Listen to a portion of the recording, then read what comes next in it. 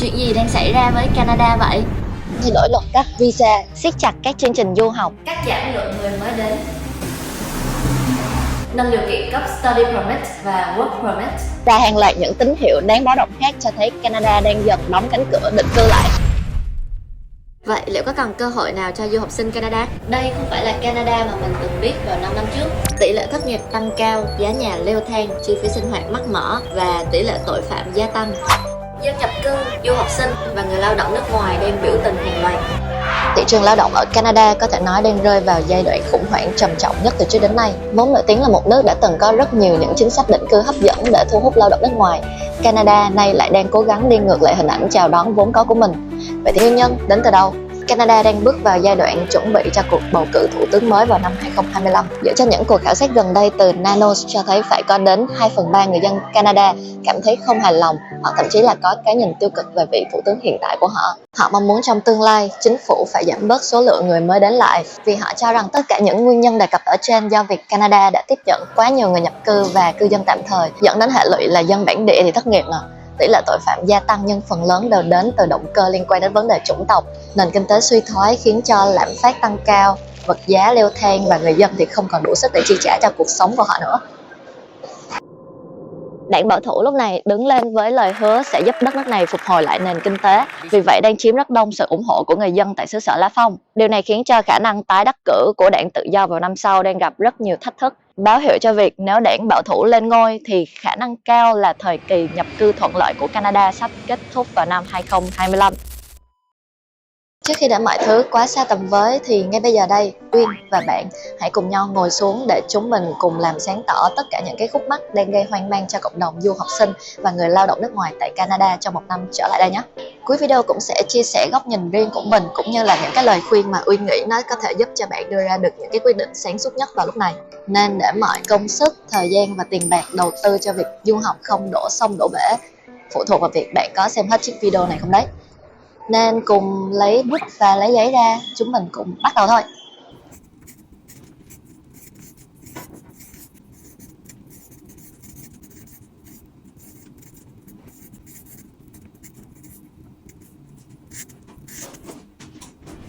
Có thể thấy những nỗ lực gần đây của chính phủ Canada góp là để giảm đi số lượng người cư trú tạm thời tại Canada. Đầu tiên phải kể đến việc thay đổi gần như toàn bộ chính sách tiếp nhận du học sinh mới. Khi vào ngày 22 tháng 1 năm 2024, Bộ Di trú đã thông báo sẽ cắt giảm 10% số lượng cấp Study Permit vào năm tới. Sự cắt giảm này tuy nhiên không áp dụng cho bậc học, tiểu học và trung học. Điều này đang ảnh hưởng rất nhiều đến quy trình và thời gian xét duyệt Study Permit hiện nay. Một trong những thay đổi đáng chú ý nhất đó là những bạn đang có ý định theo đuổi bậc cao đẳng hay cử nhân đại học nay sẽ được yêu cầu cung cấp thêm thư xác nhận từ tỉnh bang hay còn gọi là Provincial Attestation Letter với mục đích giúp chính phủ theo dõi và kiểm soát dòng sinh viên quốc tế đến các tỉnh, đồng thời đảm bảo rằng các tỉnh có thể cung cấp đủ dịch vụ hỗ trợ và cơ sở vật chất cho mọi sinh viên. Canada cũng vừa đột ngột đóng cửa chương trình SDS, tức du học theo diện không cần chứng minh tài chính, vào ngày 8 tháng 11 năm 2024 vừa qua. Chương trình này trước đây giúp đơn giản hóa và tăng tốc quá trình cấp visa cho du học sinh đến từ một số quốc gia nhất định khi ứng cử viên chỉ cần đáp ứng đủ điều kiện tiếng Anh và được nhận thư mời học tập từ một trường nằm trong danh sách DOI của Canada là có thể nộp đơn xin ứng cử rồi. Cũng bắt đầu từ ngày này, du học sinh tụi mình nhưng mà muốn chuyển trường thì sẽ không đơn giản là tụi mình chỉ cần lên cái tài khoản cá nhân của tụi mình ở trên trang IRCC để thông báo cho họ biết nữa, mà tụi mình sẽ phải tạo lại toàn bộ một cái bộ hồ sơ xin Study Permit mới hoàn toàn. Nghe căng rồi nha. Mục đích của những thay đổi này nằm trong chiến lược điều chỉnh số lượng du học sinh đến Canada, từ đó làm giảm áp lực lên hệ thống giáo dục và các dịch vụ công cộng như y tế, nhà ở, vật giá hay chất lượng an sinh xã hội này. Tuy nhiên thì không phải bức tranh nào cũng tối tăm hoàn toàn. Nhìn vào những thay đổi chính sách liên tục gần đây, có thể thấy rõ là IRCC đang cố gắng để nâng cao chất lượng giáo dục và cơ sở vật chất cho những du học sinh đến với đất nước của họ. Như vậy nhìn theo hướng tích cực thì du học sinh tụi mình vẫn là nhóm đối tượng được hưởng lợi từ điều đó. Cũng mới vài ngày trước, IRCC cũng tuyên bố sẽ tăng giờ làm việc off-campus trong mùa học cho du học sinh từ 20 tiếng một tuần tối đa lên thành 24 tiếng một tuần, bắt đầu tính từ ngày 8 đến 11 năm 2024. Điều này giúp tạo điều kiện kiếm thêm thu nhập cho du học sinh song song với việc đi học, giúp cho tụi mình có thể thoải mái hơn về vấn đề tài chính. Bộ Di trú Canada cũng đã hào phóng dành hẳn 12% slot cấp study permit cho các sinh viên theo đuổi bậc học thạc sĩ và tiến sĩ. Vậy thì điều này có nghĩa là gì? Cùng Uyên phân tích xem tâm lý của IRCC họ đang nghĩ gì nhé. Hình như khách nào gõ cửa mình cũng nồng nhiệt chào đón họ vào nhà. Đã vậy còn tặng kèm thêm bánh, rồi nước. Nên có khi nào họ dần nghĩ đó là điều hiển nhiên không ta? Giờ ai vô nhà mình cũng với mục đích chính là phải được ở lại. Các cơ sở đào tạo thì thi nhau tuyển sinh để chạy doanh số, chứ không hề chọn lọc kỹ lưỡng hay quan tâm đến chất lượng đào tạo nữa. Du học sinh cũng chỉ chăm đăng ký các chương trình ngắn hạn, chào hỏi chủ nhà cho xong thủ tục để còn lấy bánh. Where's my cookies? Lấy nước. And water. Nên ra trường đa số toàn làm những công việc tay nghề thấp. Vậy sau này có đóng góp gì cho nền kinh tế tri thức của Canada không nhỉ? Không. Chưa hết.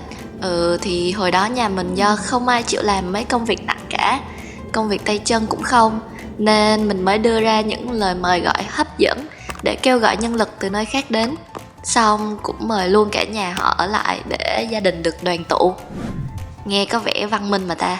Nhưng việc nhanh chóng xét duyệt hồ sơ cho những người có lao động tay nghề và thân nhân của họ đã kéo theo sự gia tăng chóng mặt của những người không có trình độ học vấn cao và những người không thật sự xứng đáng. Vậy sau này có đóng góp gì cho nền kinh tế tri thức của Canada không nhỉ? Cũng không luôn. Vậy bây giờ mình nên làm gì ta? Chuyển trọng tâm sang mời gọi những lao động có tri thức và những sinh viên trình độ cao đến với mái nhà Canada. Học thấp, cách, cái này để cân nhắc sau. Không nghiêm túc, loại luôn. Học ngắn hạn, không quan trọng lúc này. Học đối phó, chắc chắn là loại rồi. Học cao, những cái này mình cần này. Ưu tiên xét duyệt trước.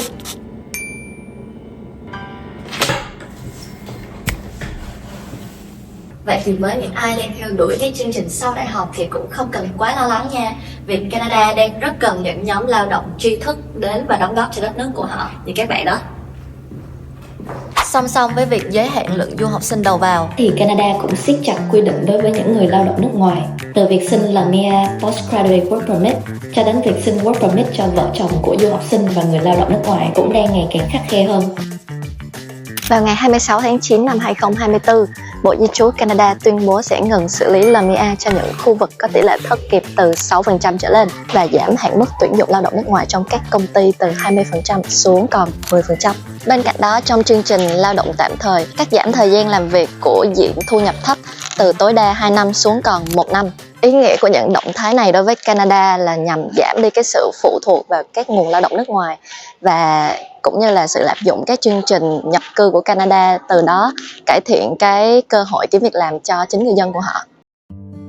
Liên quan đến những thay đổi trong việc xét duyệt Work Permit, bắt đầu từ ngày 1 tháng 11 năm 2024, để nộp đơn xin Postgraduate Work Permit, tụi mình sẽ cần phải có thêm điều kiện tiếng Anh hoặc là tiếng Pháp trong 2 năm gần nhất, đạt tối thiểu CLB hoặc là NCLC cho tiếng Pháp từ mức 7 trở lên cho bậc đại học và từ mức 5 cho bậc cao đẳng.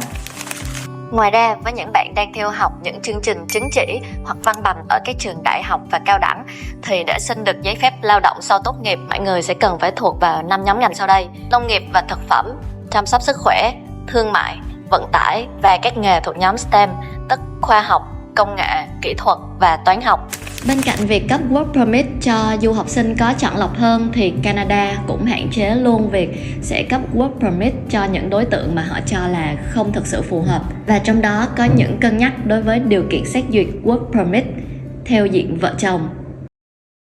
Trước đây nếu như mà mấy bồ đang học tập tại Canada hoặc là đang đi làm theo chương trình Postgraduate Work Permit, thì nếu như mà mấy bồ có vợ chồng hay là common law đi theo cùng đến Canada thì cái người bạn đời theo cùng với bồ đó sẽ có thể đủ điều kiện để được xin Open Work Permit. Tuy nhiên thì hiện tại cái quyền lợi đó đã biến mất mà chỉ còn dành cho bậc học tiến sĩ và bậc học thạc sĩ, nhưng mà điều kiện thời gian tối thiểu của cái bậc học thạc sĩ đó phải là 16 tháng. Còn với mấy bồ đã tốt nghiệp và ra đi làm rồi thì Open Work Permit sẽ chỉ được cấp cho partner của mấy bồ nếu như mà mấy bồ đang làm việc trong nhóm ngành nghề quản lý nè, hoặc là những nhóm ngành nghề có tính chuyên môn cao gọi là professional, hoặc là trong các ngành nghề đang thiếu hụt lao động được công nhận tại Canada như là nhóm ngành xây dựng hay là chăm sóc sức khỏe nè. Các thay đổi này phản ánh nỗ lực của chính phủ Canada trong việc giảm thiểu cấp giấy phép lao động cho những trường hợp không có nhu cầu nhân lực cấp thiết. Tuy khó khăn là thế nhưng vẫn có một vài điểm sáng cho du học sinh tụi mình. IRCC đang có những động thái nhằm đẩy nhanh quá trình xử lý hồ sơ Work Permit cho những sinh viên sắp hết hạn giấy phép lao động. Nên những ai đang làm việc tại Canada và có giấy phép lao động sắp hết hạn thì mọi người sẽ được ưu tiên xử lý hồ sơ trước để đảm bảo rằng mọi người sẽ không phải rời khỏi Canada hoặc là bị gián đoạn công việc. Nên ai đã nộp hồ sơ rồi thì có thể thở phào nhẹ nhõm nhé, bởi vì mọi người sẽ không bị bỏ lại phía sau đâu. Cuối cùng và cũng có lẽ là chủ đề mà nhiều bạn quan tâm nhất lúc này, đó chính là sự thay đổi cơ cấu của các chương trình định cư. Liệu việc định cư Canada sắp tới có còn cơ hội nào hay không? Cùng Uyên điểm qua một vài sự kiện nổi bật trong năm vừa rồi nhé. Đầu tiên là những thay đổi đáng kể trong chương trình Startup Visa. Nguyên nhân do số lượng PR đã gia tăng kỷ lục ngay sau khi có thông báo sẽ ưu tiên phát triển và thu hút người nhập cư thông qua chương trình này từ cuối năm 2023. Chính phủ Canada lo sợ rằng những nhà đầu tư này đến với Canada chỉ với mục đích chính là định cư, chứ họ không thực sự để tâm đến những cái dự án kinh doanh của họ. Nên bắt đầu từ ngày 30 tháng 4 năm 2024, mỗi năm Canada sẽ chỉ tiếp nhận xét duyệt hồ sơ cho 10 nhóm khởi nghiệp từ mỗi tổ chức chỉ định. Hay nói cách khác thì mỗi năm, mỗi một tổ chức được chỉ định sẽ chỉ có thể cấp được 10 thư hỗ trợ hay còn gọi là Letter of Support. Canada cũng sẽ ưu tiên xét duyệt hồ sơ đối với các công ty khởi nghiệp được hỗ trợ bởi nguồn vốn từ Canada hoặc là từ một cái vườn doanh nghiệp trực thuộc Canada's Tech Network, bao gồm cả những cái hồ sơ nộp trước ngày 30 tháng 4 năm 2024 và những cái hồ sơ mới nộp sau này thì cũng đều được tính. Vậy thì cơ hội sẽ dành cho ai? Ngày 3 tháng 6 năm 2024, IRCC ra mắt chương trình thí điểm Caregiver, tức là điều dưỡng viên chăm sóc người già, trẻ nhỏ hay là những bệnh nhân đang trong giai đoạn hồi phục nè. Chương trình này giúp cho người lao động được cấp PR ngay khi nhập cảnh thay vì yêu cầu điều kiện làm việc tại Canada như trước đây. Đây là kế hoạch mà IRCC dự định ra để thay thế cho hai chương trình là Home Child Care Provider Pilot và Home Support Worker Pilot để hết hạn vào ngày 17 tháng 6 năm 2024 với nhiều điều kiện được nới lỏng hơn. Để đủ điều kiện tham gia chương trình này thì ứng cử viên phải đạt điều kiện tiếng Anh tối thiểu ở mức CLB 4, tức là mức IELTS sau đây. Có trình độ giáo dục tương đương với bằng tốt nghiệp trung học tại Canada, có kinh nghiệm làm việc liên quan đến các ngành nghề chăm sóc sức khỏe nè và nhận được job offer toàn thời gian trong lĩnh vực home care. Tiếp đến là một tin tốt cho những bạn đang tạm trú tại Canada. Mặc dù chỉ tiêu định cư giảm nhưng Canada sẽ tập trung vào việc chuyển đổi những người cư dân tạm thời thành thường trú nhân. Cụ thể hơn thì tỷ lệ cấp PR cho những người nhập cư thông qua các chương trình định cư kinh tế sẽ tăng, trong khi các nhóm đối tượng khác giảm. Bộ Di trú cũng thông báo rằng 40% tổng chỉ tiêu định cư vào năm 2025 sẽ dành cho người tạm trú, bao gồm du học sinh và người lao động. IRCC tin rằng đây là nhóm lao động trẻ có kỹ năng và đã hội nhập tốt vào xã hội nên sẽ không gây thêm áp lực lên các dịch vụ công như nhà ở hay y tế.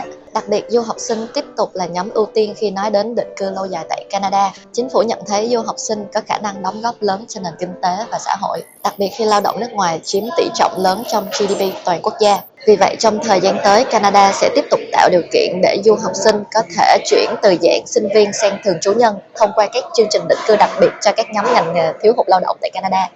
Một nhóm đối tượng khác mà Canada cũng đặc biệt ưu ái lúc này chính là những bạn có khả năng giao tiếp tiếng Pháp và sinh sống ở những khu vực ngoài tỉnh bang Quebec, với mục tiêu tăng trưởng ổn định về tỷ lệ người nhập cư Pháp ngữ, từ đó bảo vệ và phát triển các vùng cộng đồng ngôn ngữ Pháp tại Canada.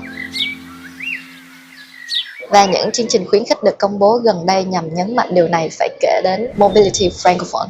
Thông thường thì các doanh nghiệp tại Canada sẽ cần phải đăng thông tin tuyển dụng, xin LMIA cũng như là đáp ứng đủ những cái giấy tờ cần thiết khác để tuyển dụng lao động nước ngoài. Tuy nhiên thì với chương trình Mobility Francophone là một trường hợp ngoại lệ, sẽ cho phép các doanh nghiệp được tuyển lao động nước ngoài sang trực tiếp mà không cần LMIA, chỉ cần người lao động đó đáp ứng đủ điều kiện tiếng Pháp theo chương trình yêu cầu. Cụ thể là như thế nào? Với Mobility Francophone, tụi mình sẽ chỉ cần có kỹ năng nghe nói tiếng Pháp từ mức NCOC 5 trở lên là được.